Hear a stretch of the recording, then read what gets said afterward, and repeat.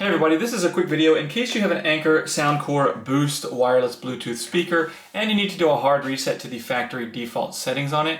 Now you're going to want to do this for one of two reasons. The first one is troubleshooting in case this speaker is not working, like it's not connecting to your phone or other device, or it's not syncing or pairing with Bluetooth, or it keeps disconnecting or anything like that. A factory reset can fix a lot of these issues.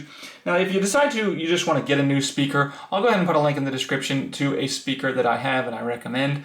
But anyways, the second reason you might want to do this is if for whatever reason you just want to delete all of the pairing history and settings off of it so that you can set this speaker up like it's just a brand new speaker coming out of the box. We can do this really easily with this speaker. We just want to make sure it's turned on, and once it's turned on this one it's really easy. We're just going to come in and press and hold and do a long press of the power button. And if you do a long press of 4 seconds or more of the power button, it will cause this speaker to reset to its factory defaults, at which point you can go ahead and set it up like a new speaker.